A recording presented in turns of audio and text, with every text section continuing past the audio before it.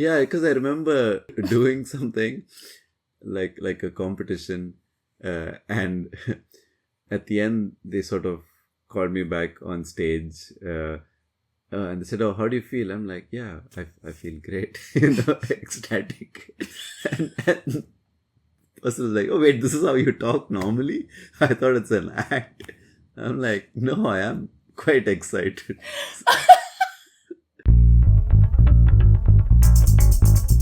Hello and welcome to another episode of the Slightly Off Plan podcast. I'm Jillian, your host, and today I'm joined by the hilarious Joshua.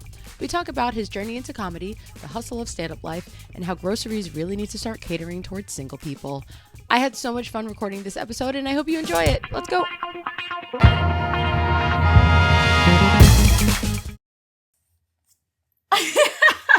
Yay! Hello. Hi! Thank you for being here. Welcome to the Slightly Off Plan podcast. Thank you for having me. Let's talk about how we know each other. Yeah. So, I met you at a Comediation show. Yes, that's right. Shout out to the Comediations. You did your 10-minute stand-up. Uh-huh. It was very funny. Thank you. So I've seen you perform 3 times now. And yeah, you're funny. Oh, thank you. Which is why I hang out with you. So I have to be funny 3 times to get on the podcast. Okay. Some people made it in 2. Is all Wow. I'm saying. When did you start doing stand-up?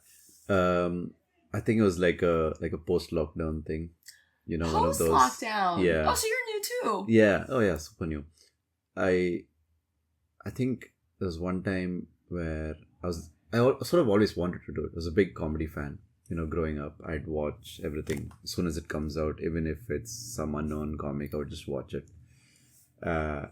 And then I think during lockdown, I liked being by myself. I liked the lack of social things. But I think even You really found that out about yourself during lockdown. Yeah. Like you either thrived or it killed you. I was doing well.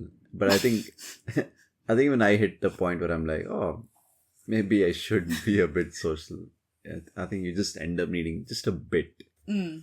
And like, I didn't mind doing like these meetups that people have, but I found that a bit of a struggle to bond with people in just one meeting. I would have to meet them like at least 3 times so, to get invited to their podcast.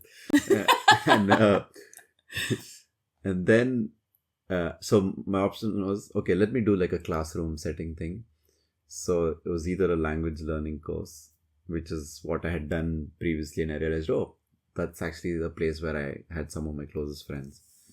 And then I think I just came across like a stand-up comedy course at Angel Comedy, and I think he sent an email. I'd inquired about it a long time ago, which was all on Zoom at that point. Oh gosh. And then he sent hey, we're starting it back in person again. And I'm like, let's do it, you know. And I just signed up.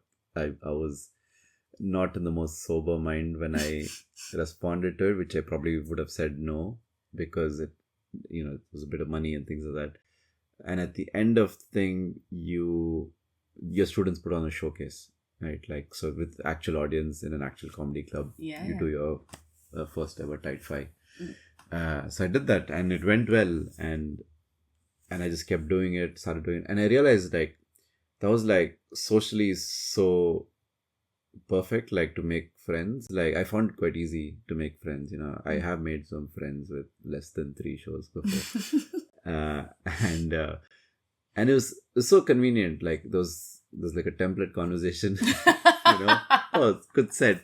Oh, how long have you been doing comedy? What have you been up to? And that was perfect. Oh my god, that is template. Yeah. So that's perfect to like befriend someone. And if you do well on stage, also it's much easier. Like, oh, they put some value to you as a person. Without that, you're like, oh, why should I be friends with you? I mean, I'd like to think that you're attracted to humor. Yeah. So, like, you're gonna go to the funniest people, but yeah, I guess that does... Yeah, I suppose, yeah. I guess the opposite of that is, like, so you just don't talk to the... No, nobody's talking to you. You are a bomb. Nobody even wants to talk to you. But I kept doing it, and it was... I didn't realize, apparently, like, my persona was a bit unique. In the sense, like, I'm not, like, loud. I'm not big. Like, this is literally how I speak on stage. Everything you've gotten for the last, like, 5 minutes is exactly what is on stage.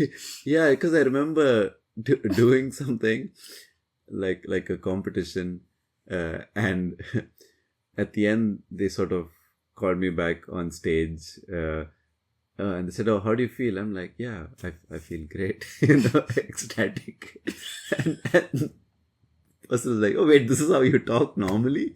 I thought it's an act. I'm like, "No, I am quite excited."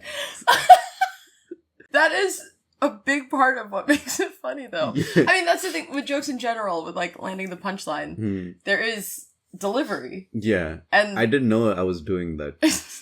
I think I like the idea of, like, just like in a pub setting, right? Like, there's always a whole bunch of funny people. I'm usually not that, because I'm like, I need that space. Okay, this is my time to speak. I don't need that interruption. Yeah. And I will give you a killer joke that I just thought of. But in a pub conversation, that moment's passed. I see you, like, you keep, like, trying to be like, hey guys, like hey guys, and everyone just talks over you. Yeah, like, people say, like, comedy is about timing, right? Like, for me, it's like, no, I need, like, dedicated time for my comedy to tell jokes where nobody else is interrupting me. So, and then it would work. I actually, the first proper experience was like way before I did the course, was probably my brother's best man speech. I did a maid of honor speech. Oh, okay. And I remember I was like, this is my time to shine. Yeah. I was like, oh, you know what, this will be fine. I know I have to be funny. I obviously Googled how to do a best man speech. And they said, here's what's off limits. Here's what you typically should say. I'm like, okay, cool. I got the format. Start off with how great the wedding is, compliment the bridesmaids, and the bride, and then roast the groom. I'm like, yeah, I can do this. So I did that, and formula. Nice, yeah, template. Yeah, which is how I have conversations.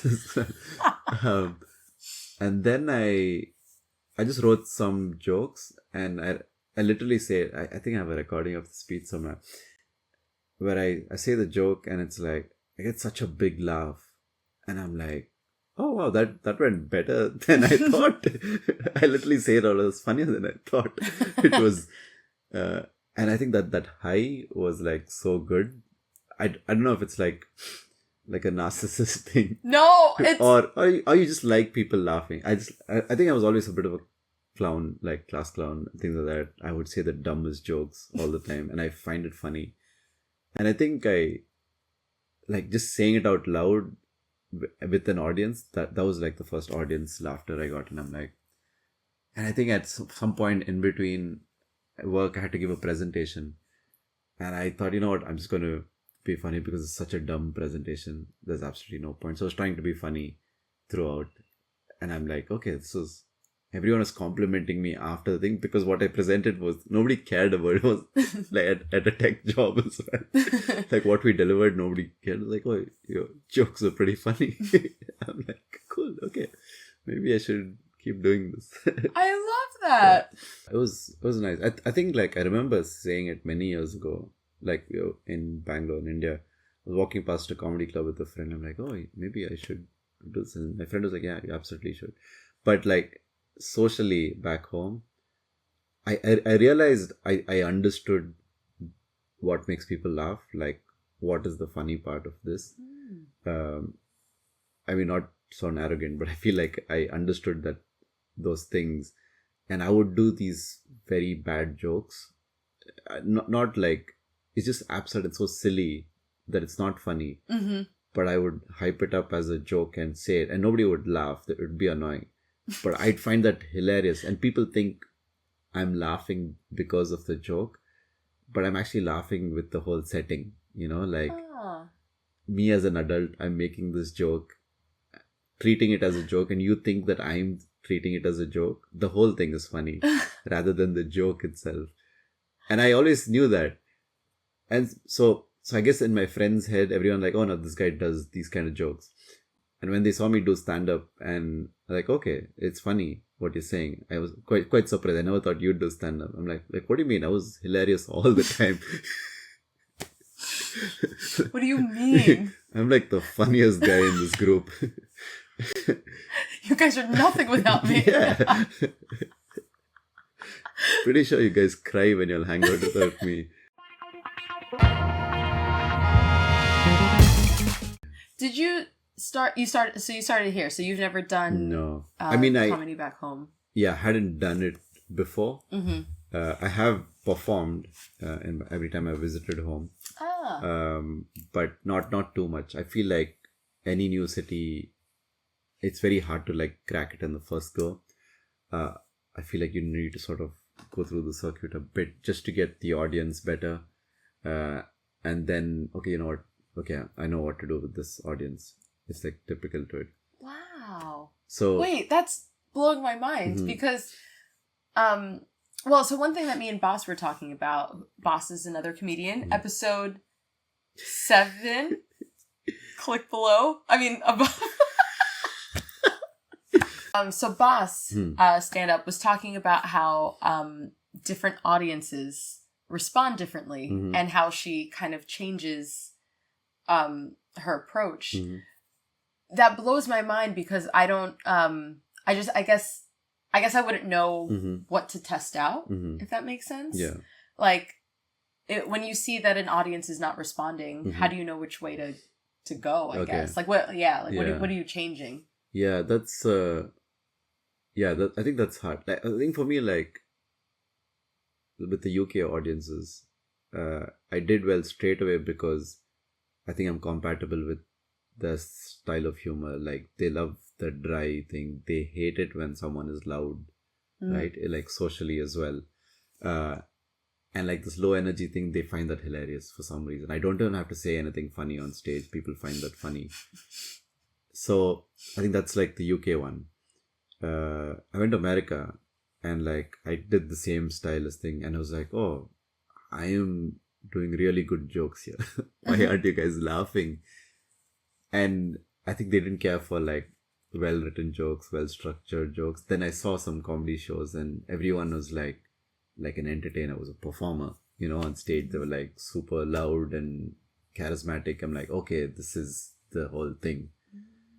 Then I think by the end of the week, I did like about a few more gigs and I feel like I'm slightly breaking through, you know, I'm getting through to the audience here. I simplified some of the jokes.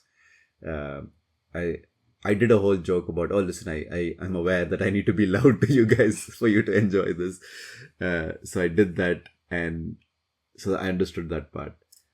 And in India also it took me a while, like, to sort of like write the joke and like, I'm like, oh, I'm not unique here. I'm like everyone else. So like I can't tell them something that they don't know. So I have to talk about myself a bit more. So yeah, I think that also took me a few times to sort of crack through them.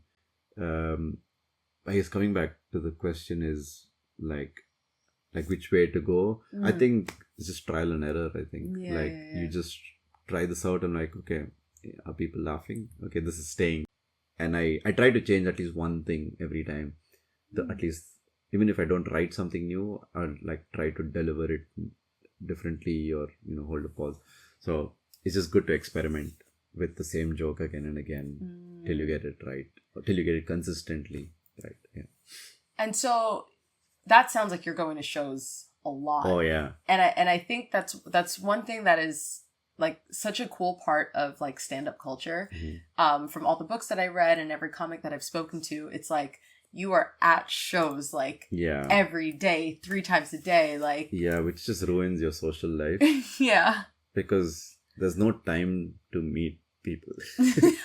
Which is interesting because you're around people all the time. You're going to shows, you're talking to audiences. Yeah, I meet comics all the time. Yeah. That's not an issue at all. Like, we don't even think of when we're going to meet next. I'm like, oh, cool, I'll see you later. Yeah. That's it. And later will be later. Like, I know we're going to meet somewhere. Yeah. There's no need to plan as such. It's like that with improv as well. Like, I'll see you at some point. Yeah, see you on the circuit. Yeah. It's like, so lame, but it's also true. But yeah. it's so true. Yeah. How many shows a week are you going to? It's varies quite a bit. I'm trying not to do too much. The worst was like literally seven nights a week.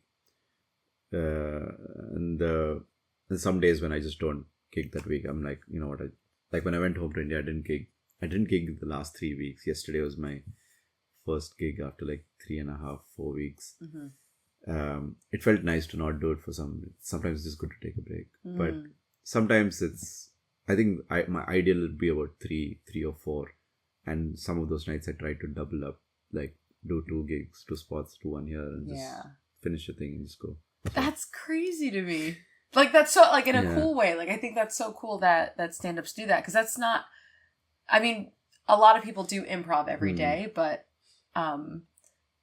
most people, I think, are not doing multiple improv shows a night. Like, but not the way you guys do. But I guess improv would run throughout the night, right? Whereas stand-up would I just come perform, do 10 minutes. That's it. I don't need to be around anymore. Yeah, okay. Unless you're the MC where you stick around for the whole show. Yeah. That's so MCs true. won't double up.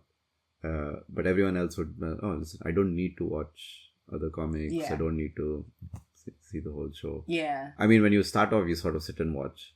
Yeah. You just want to see. But then I think after some point, you just, I'm tired of comedy. I don't want to see. I don't want to hear anyone else. No one be fucking funny around me. And it's also like they are funny, but it's like I just don't. I feel like I need a little cry. You know, I'm done with the laughing part. Like I guess like places like New York, I think people do like 5, 6 on a night, which is mental. Yeah. That's I want to say you can get to 5 different clubs. Yeah. In probably like 2 hours, honestly, just because there's so many in New York. Yeah. So many little like nooks and crannies, just like here. Yeah. I think London, I've only seen like 3 people do 3 spots. I mean, there are some people who've done like 6 or 7. Yeah. But they're also like super famous and big enough to be like, I'm going to show up. Listen, I'm on next. You know, that's sort of, but even that's crazy to me. Like, so, Ali Wong, for example. To this day does like so many shows, like multiple shows a night, like 5, 6 days a week. Yeah. And to me, I'm like, she's so famous already. Like, why is she going so hard? But that's just. I mean, that's how you perfect it. Like, that's the hard part because it's all time. You're getting an audience is the hard part, right? Like, you write something, you think it's funny, but you don't know it till you say it out loud. And then after writing it, you wait for so long and like, okay, finally, let's go. And then you say it on stage, like, okay, this is absolute shit. And if you're doubling up, it's nicer to fix it in the moment. And all of these words have to become like, you know, muscle memory. Is that the word? Yeah. Like you just have to say it out. Like if someone woke you up, like do that bit and like you should know it. Wow. Because at a live show, you don't know what's going to happen. Like someone's going to interrupt, something would happen, like something gets distracted, someone would laugh and you're like, oh, I forgot how this bit goes, you know, so you have to like say it again and again to get it right. Oh my gosh. So the last time we hung out, actually no, that was in London. The last 2 times that we hung out was up in Edinburgh. So you were at the Edinburgh Fringe for a month. Yeah, the second time that didn't get me the podcast. No, that wasn't enough. I had to interview Sumiki first. Okay, cool. I saw her once. We just vibed, okay? Wow. We just vibed. So that was your second Edinburgh run. Did you do It was my first solo show. Like actually, people consider that as the first one. Your first one? Yeah. I've done like mixed bill spots before. Oh, like, okay. But this was your first like just by myself. Yeah. That's so cool. Yeah. So many people like dream of that, of making it to the Fringe? I mean, obviously, you can just you show up to free don't Fringe. have to. Yeah, just find a venue. You can literally talk, sing, do anything for an hour. Nobody cares. It's an arts festival. What is art? That's a whole different... What is art? Yeah, so you were up there for the month. You had your first solo special. You had the big posters. Yeah. Yeah, because I remember, because we were in the same Which building. I've never seen so far. I remember passing by and I was like, he has a... Oh yeah, that one, yeah. He has a whole poster. Yeah. You made it. No, you just had someone go to the printing press and... But you were like the first Everyone had it. We didn't have that. No, the big one in front of the Gilded Balloon. Oh yeah, that's because they had a vested interest in me to do well because they were funding the show. Because I did this competition a couple of years ago. Yes. And part of the winnings was they'll fund the show. So Gilded Balloon funded that. And like a few other people who are like, okay, this is our household names. That's dope. So they funded it and they're like, okay, cool. This is my person who I'm investing in. They did the mixed bill thing the previous year as well. Mm-hmm. So it was more like a nice little warm up for just to get a sense of what the Fringe is like. Mm-hmm. Just performing at the Fringe. So that was quite helpful to go through. So I suppose like they were investing, the venue was investing in me to do well. And they advertised accordingly, like, oh, I feel it. So I suppose that's why they did it. That's awesome, though. I mean, fuck it, you got the big poster. Yeah, it's nice. So I've been to the Fringe. This was my second time at the Fringe, but the first time last year I was just there for like a few days. This time I was there for like 3 weeks. And what I've noticed is that people have different types of Fringe experiences. Mm-hmm. Some people are like going out every day and like staying out at shows until 2. And some people are just like, I'm doing my show and going back and like, that's it. Yeah. What was your Fringe experience? Like I love the Fringe as a watcher, as a punter. So the first time I went, I just went for like 2 days, like 3 years ago. And I literally took the train, arrived there in the morning, then just actually worked during the day for a bit. Mm-hmm. And then I started going out, seeing shows. I mean, I stepped out in between for lunch and watched a show and came back. And I was like, oh, this place is weird. You know, it's like my first exposure. There's a venue everywhere. You just walk past, oh, there's another show happening here. Dude, there are venues everywhere in the Fringe. It'll be like... You just need a space. Yeah, it'll be like a bookstore. Yeah. And they're like, you can perform here in front of the Harry Potter display. Yeah. And I went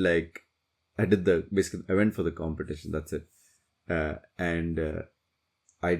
just did the spot, so I focused a bit on like, okay, let's get the set right. It was like a very short set, like a 5-7 minute set.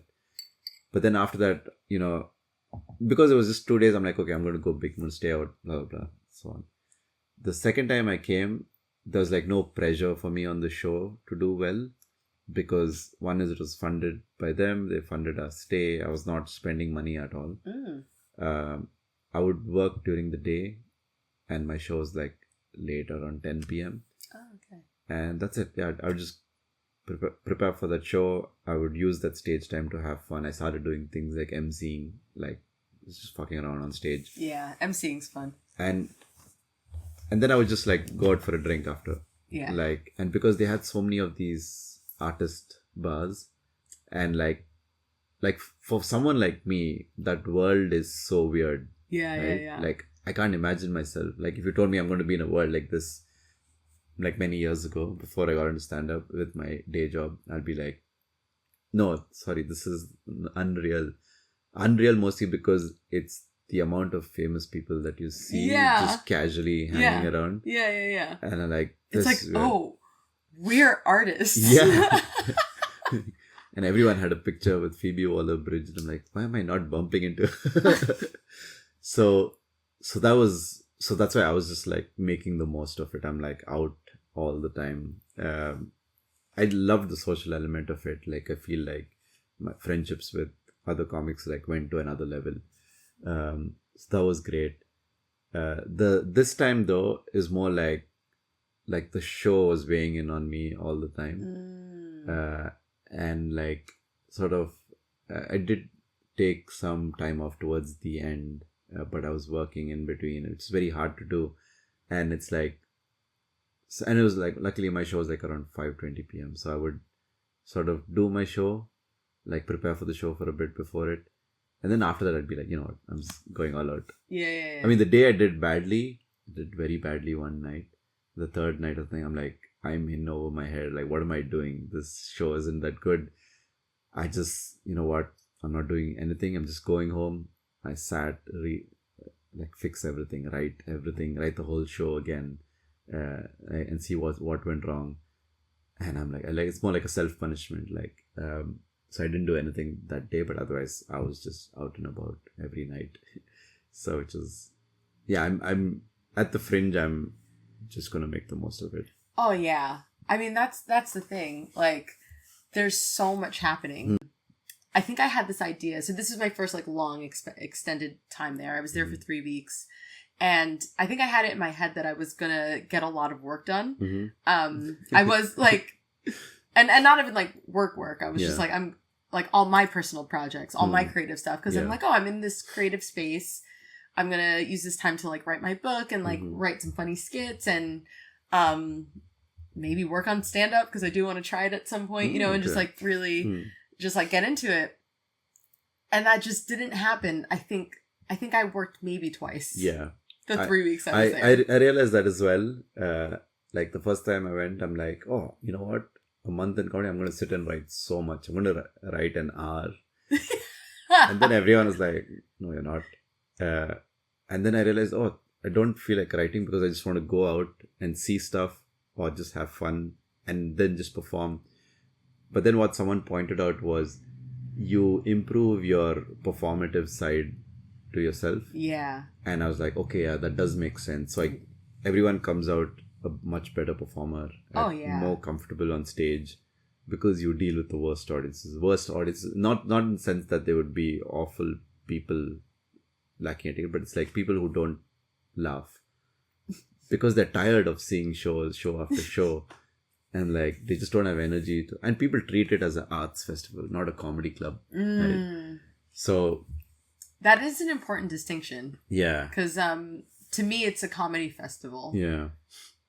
I don't really do other types of art. Not that I don't want to, but it's more that there's so many funny things that I want to see that I just don't make it to any. Yeah, but it is an arts festival, isn't it? Yeah. Yeah. But I guess people.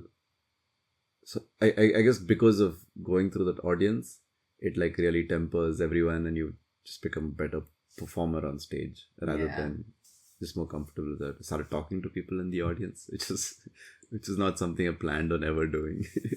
How was that? It was good, awkward as hell. But then I started realizing, like my worry was like, I can't think of a joke quickly.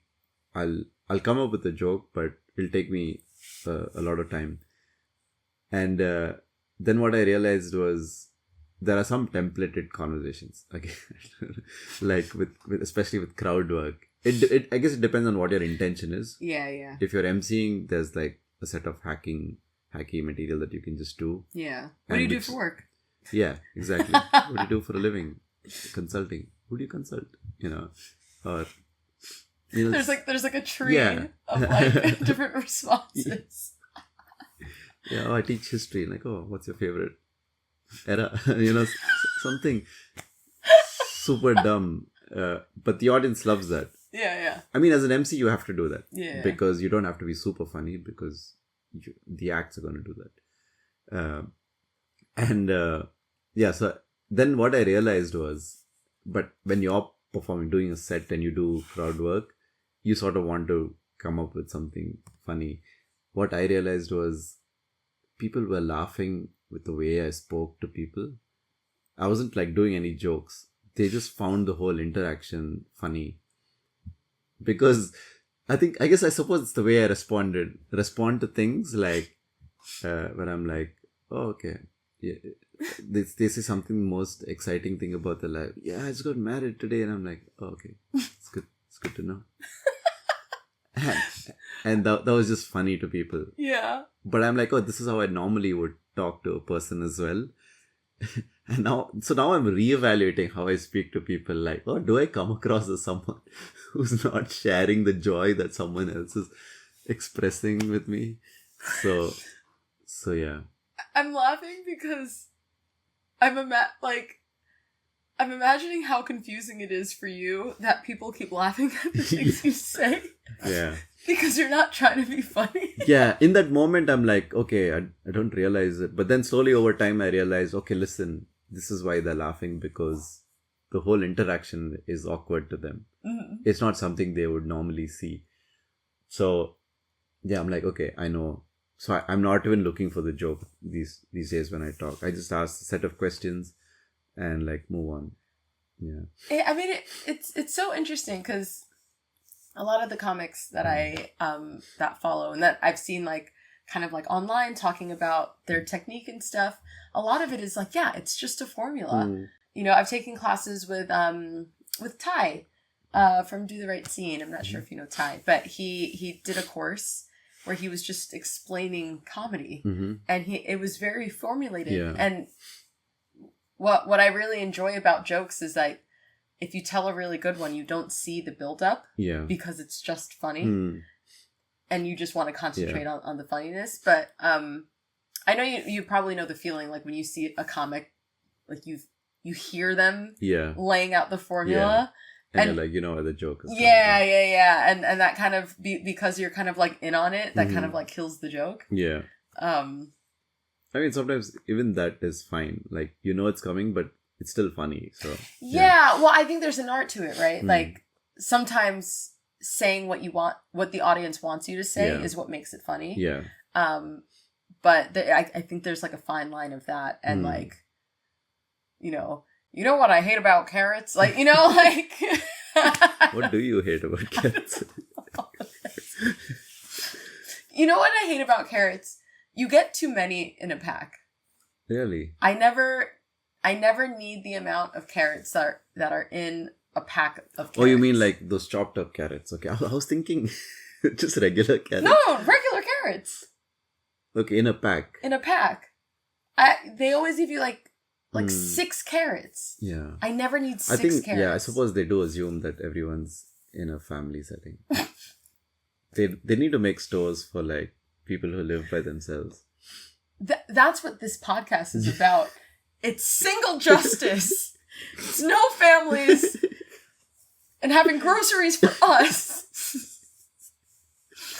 I don't need that much coriander. Yeah. I realized that, have you ever used what is that, Gusto or HelloFresh? One of those things where they basically send you the ingredients and like a recipe. I'm like, okay, everything that you need is in this box. Go cook it. Yeah. I realized even that there was so much wastage of little things. It's like, oh, like as like when you live by yourself, it's like there's so much wastage, you know. Like even if I cook something like off script, like have something, I'm like, okay, I'm going to eat this again tomorrow. And all the packets are usually like just wasted. So yeah, they're not thinking about the lonely, lonely liver. Do you have any irrational fears about living by yourself in the realm of like, I don't know, like slipping and falling. Yeah, like slipping and falling. Yeah. That's literally. I was going to say that. I felt like you wanted to say it out loud, and part of you thought like, is that a fucked up thought to say out loud? And I was like, that's exactly what I've been thinking. You saw me working through it. Yeah. It's like, you know. Oh yeah, 100%. Because it's like, I try calling home every day. Mm-hmm. And it's that's really sweet. But it's like a 30-second conversation. Literally, like 30 to 1 minute. It's like, oh. No, but that's sweet, because I don't even do that. Yeah. But you're... child. Speak to them more. I should. Shout out to Jillian's parents. I think that's the big fear. Like Slipping. Like why? Or yeah, they'll probably be like. Or choking. Yeah, some days it's like if you don't call, they'll be like, I think on the third or fourth day they're like, hey, hang on, he hasn't called the last few days. You know, it's like, and you go, okay, why didn't you call? And it's like, oh, okay, yeah, I guess I didn't. I just forget. But it's like, how long do you not call before they said, okay, maybe we should call the cops? And I think there's some periods where I, like, for example, I just went off social media and my friend was just sending me memes on thing. Mm-hmm. I guess I didn't react to any of it because I had like, I know it's off for like almost a month. I guess towards the third or fourth week, she sends me like a WhatsApp like, are you alive? Like, no, I went off social media. That's why I haven't like probably seen. I'll come back and see it eventually. And it's like, oh man, this is like people who you're close with as well. They're like chill. Like if you're not responding, it's fine. They're not stressing about it.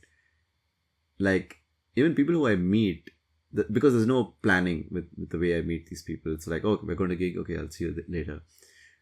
And there's sometimes like, for example, if I go to India without telling anyone, mm-hmm. I would not like 2 weeks out. I would not message anyone. Yeah. And nobody checked in to ask like, are you around? What's the situation? Like I could have literally been dead and nobody would have cared. Or not that they wouldn't have cared. It's just that nobody would know. No. Yeah. This is gonna be nice to sit with. We should. There should be some sort of like a system.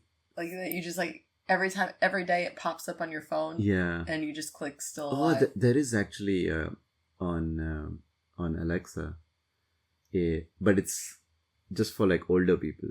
I suppose it does work for.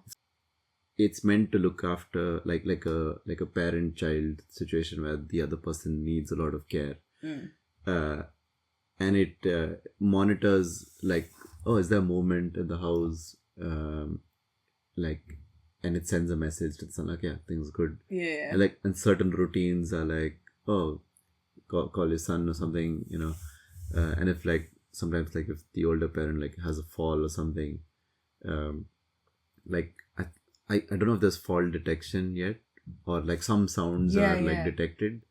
That's so cool. And like if they're unable to move, they can like literally shout out like, Alexa, call my son or something, and just calls them, which is that's so cool. Yeah. So I thought that was pretty cool. People shit on technology. Yeah. But like that's really cool. Yeah, I mean tech. The ethics of tech is obviously awful because there's money involved and people make so much money. But the actual engineering people, they're not, a lot of them don't even think about business. They think like, oh, why would people use this? Would this be useful to someone? And it's obviously a lot of people build dumb shit like cat filters, things like that. But then at some point, some people do think, oh, okay, this will be useful. Right? Yeah. So, yeah, tech is great. Yeah. Tech is great. Shout out to tech. Shout out to big tech. Whoever sits in the booth by the show.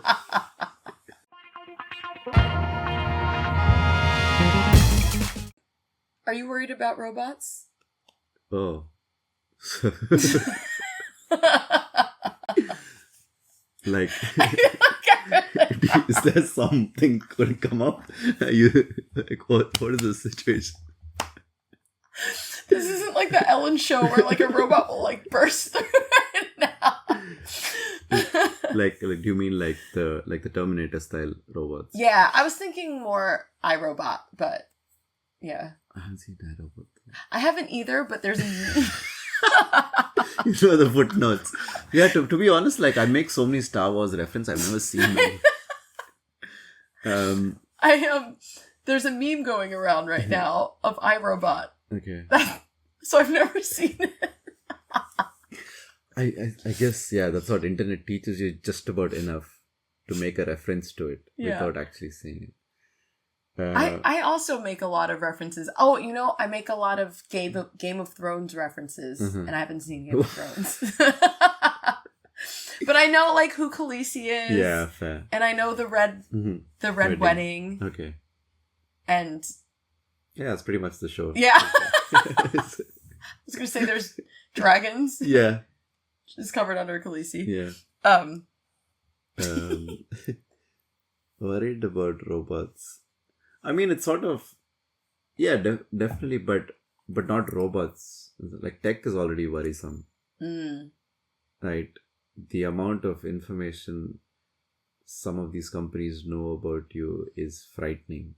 Yeah, and I don't think people realize. Yeah, that, like, I've spoken to some people who worked in such companies, and they're like, and I asked them, "Oh, do you have a sense of what data is collected?"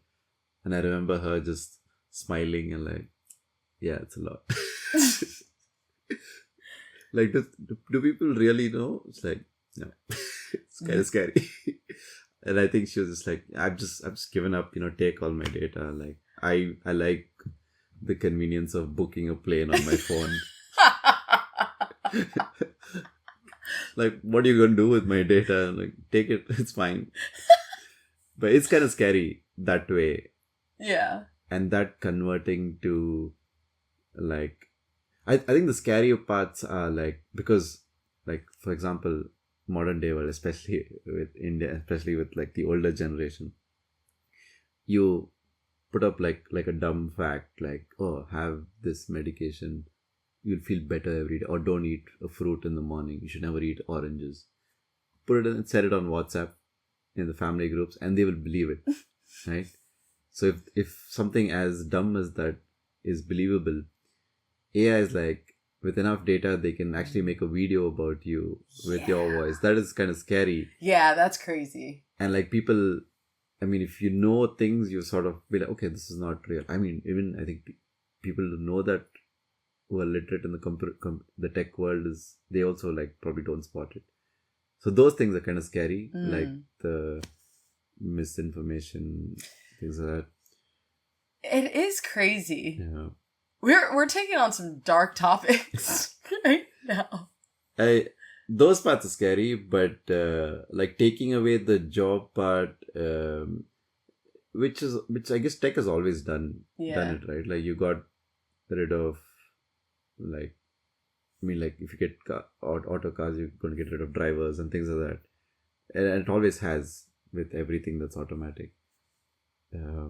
Where was I going with this? I guess like comedy, like that's like the hard part right now. Where AI can write jokes for you. You don't need to.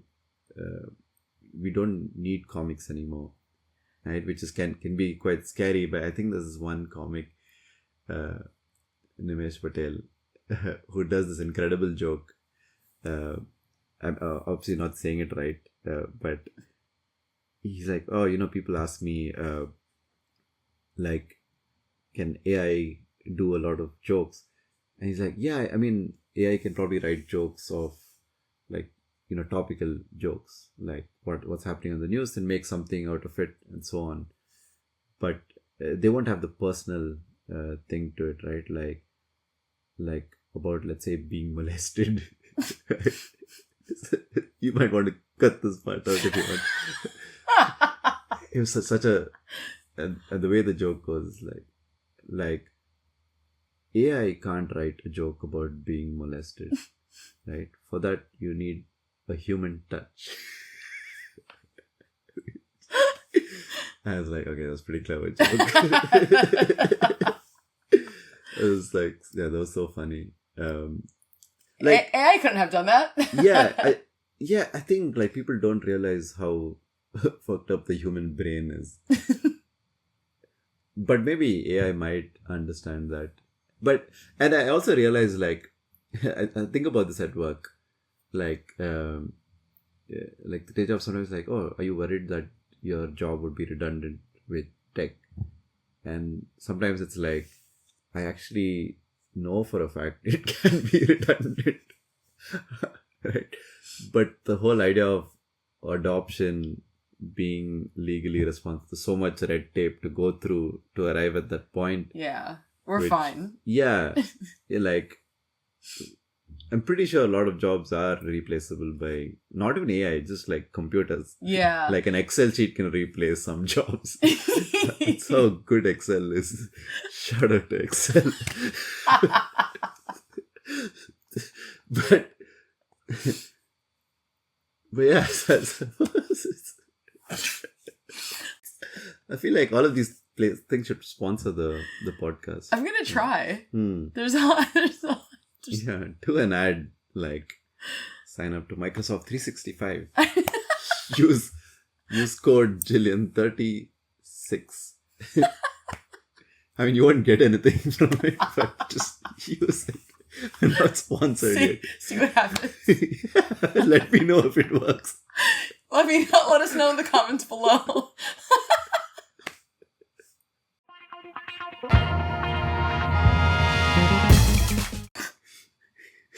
I couldn't tell you a single thing we talked about. Yeah.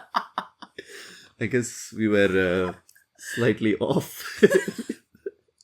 Slightly off plan. Oh yeah, I forgot that part. I was just going to say slightly off podcast. Which makes appropriate. I feel like I'm gonna change all my marketing now. Slightly off. Yeah. Oh my god, that is better. Slightly off podcast. Oh, that's way better. I'm sorry, I didn't mean to. I guess we're redoing the last 7 episodes. No, I'll just delete plan off of, but I won't rearrange anything. I'll just delete it. So the spacing will look weird. Yeah. I think that's fine. Slightly off podcast is way better. No, but it also, I suppose I see where you're going with a slightly off plan. It's like you're 36. Yeah. But I'm not following the template of life. Of right? life. So I'm off plan. But whereas slightly off just sounds like you have a mental health issue.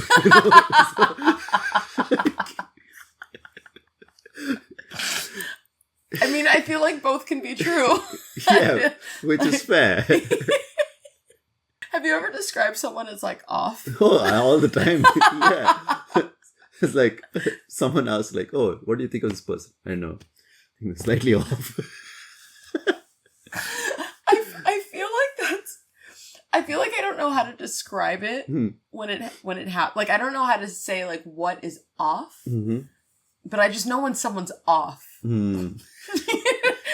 I know what you mean. But isn't that because sometimes I think about like people who are off. It's such a funny word, and it's just such a funny thing to describe. But like, do they know that they're off? Yeah, I think like Are there people in the world who's like, oh, Jillian's slightly off?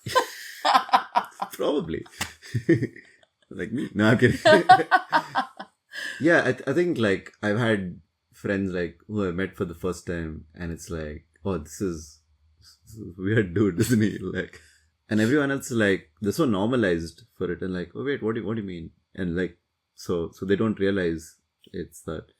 And then after time, I'm like, oh, this is how he is, you know? And I realize when I bring in another person, it's like, yeah, they see it. I guess it's everyone's slightly off that way. It's a relative thing, right? That sounded very like CBS special. Like, I guess everyone's slightly off. We're off. You're off too. You're off. Even your mom's off. I guess it's a relative thing. It's relative. Which is quite, if you think about it, which is the whole point of your podcast. Right? Yeah. Like from our perspective, this is normal for us to be off plan, but from everyone else, they're like, oh, you guys are slightly off plan. Yeah. I mean, I think that's why I felt compelled to start this and have these conversations, is because like I don't feel like I feel fine.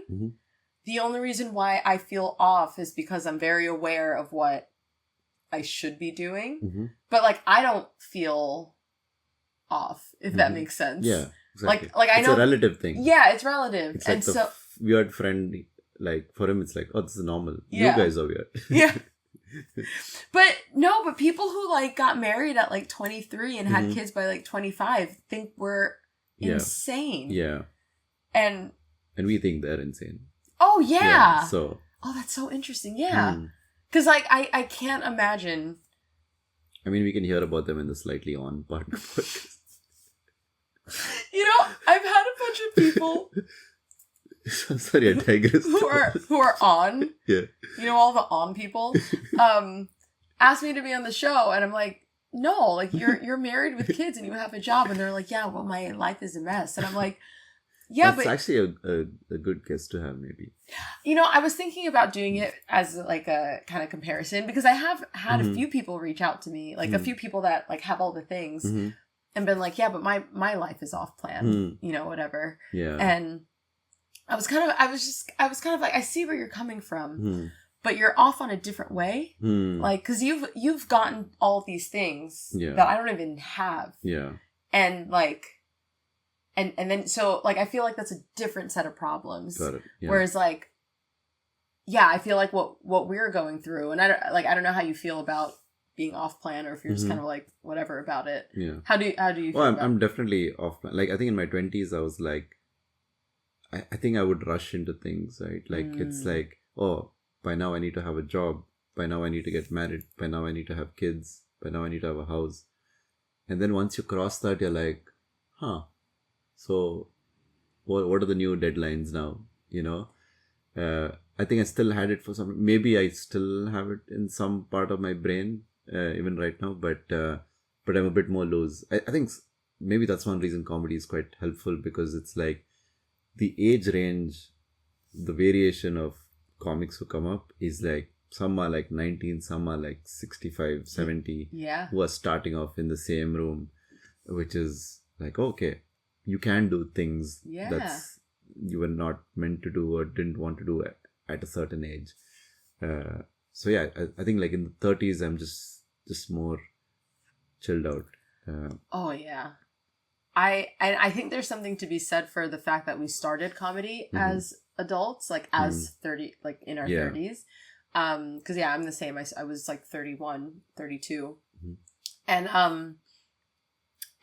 I feel like there's a sense of confidence that we have. Like, I couldn't handle rejection the way that I do now if I had started 100% improv in my, like, if I started improv in my 20s, like, I'd be so much more insecure. I'd be so much more aware of how I looked and the jokes that I was making, and like how much were people laughing, and I would hold on to it more. Whereas I feel like now, like, and I think this is also an improv thing, but like if I don't get a laugh, I'm like, okay, I'll get them next time. Like, I kind of don't care. Which I don't think I could have done. And I think that a lot. I'm like, I could not have handled comedy. If I had started earlier. Because sometimes I feel like, I'm like, oh man, I wish I started earlier. But I just wouldn't have been able to handle 100%. it. And plus you, like, at least from stand-up, it's like, I had no experiences to talk about.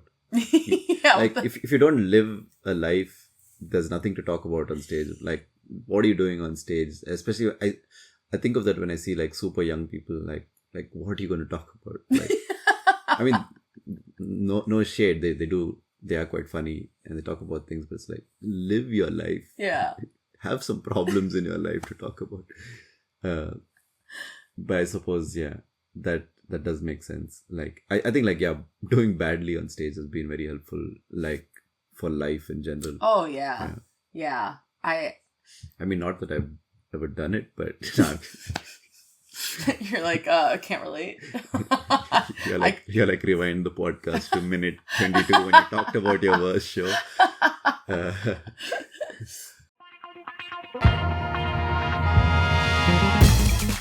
So I'll wrap it up so we can eat.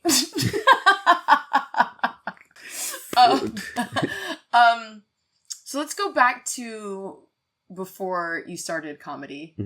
After you did the speech, how much time was in between that, by the way? The speech was probably 2017. Comedy was like 2021. Okay. Yeah, So about 4 years, like one World Cup. Yeah. Before, and you said you started with the course, right? The what? The course. If you could give advice to that version of you, so you're just about to sign up for this course. Yeah. And it could be life. Mm-hmm. It doesn't have to be comedy related, but if you could give that version advice, what would it be? I think it would be such a hard question actually. As in like about life, right? Not about this is how you should do comedy. No, I think it could be both. Here are the list of bookers. Oh, not the logistics. Good question. I suppose, like I'm happy. I feel like I genuinely feel quite lucky the way the comedy trajectory has worked. So I wouldn't want to change it. Maybe it's like prioritize things that are making you happy rather than like, oh, this is important. You've defined importance based on what is important. Like so many things, right? Like money and so on. Like I used to work at this place where I was just constantly busy, but it was great money. You know, it gave me that foundation for all of it. But I would just be exhausted. My mind's constantly stressed. But then I quit that job and I started doing a much easier job. And I was able to do comedy as well. And like, okay, this is like a nice little balance where I mentally feel like happy in general as well. So it's like, it's okay to quit the job probably. Like basically don't do things that is not making you happy, which is consuming your life, that you think is important to have, but if you don't, like whatever you're making that money for, if you don't spend that money or the time that you're having, like simple things like family, which is very important, right? And call your parents. All right, I'll call them, okay? Call them. So I mean, it's obviously like a very verbose advice. It's not very concise. Oh no, it's fine. I also get your ADHD medication. That would be one thing, but it's like shout out to ADHD. Advance. And yeah, I suppose like just prioritize like the happiness part rather than it's okay to be broke. Money will just come. You'll figure it out. Like no matter what happens, you'll figure it out. Which is actually a line I ended up writing towards the end of the Fringe and added it to the show. Which is like, no matter how bad things get, you'll be fine. You've always been fine. And I'm like, I need to realize that and believe that. Yeah. Yeah. Oh, that's really cool. No, that's very relatable. Because I feel like I'm experiencing that now at 36, which is like, just do it, follow what makes you happy. Money will come at some point. I mean, there is saying that to yourself too much. Yeah. And maybe I'm bordering the line of too much. Okay. Yeah. But you will react to it. You will realize, okay, I can't pay for this anymore. Yeah. Because like living in a country without like the security net is you're going to look after yourself. Yeah, exactly. So, yeah. I mean, the podcast, can someone sponsor this? Job search, Indeed. If you have a lot of money, please reach out at slightlyofpplanpodcast@gmail.com. So she can get her own domain like Gmail. Should be Jillian at slightlyofppodcast.com. Someday. One day. I also am not going to change. I just realized I'm not going to change the name of the podcast. Yeah, I presume so. Because I'd have to get a new email, and I can't do that. Yeah. No, I did consider it. I was like, I'll just change the name. I'll just like... I mean, it's such a good description of your podcast. Okay. It's okay, I'll leave it. The whole podcast was like off plan. Like, I want to change the name of my podcast now. Which is paradoxically makes sense to hold on to. Do you know what I mean? I'll take it as a sign. Yeah. Yeah. Thanks so much. Yeah. Everyone, this is Josh. Do you have any plugs? Yes, follow me on social media. On Instagram, Joshua Betania _comedy. you. Yeah, thank you. Yay.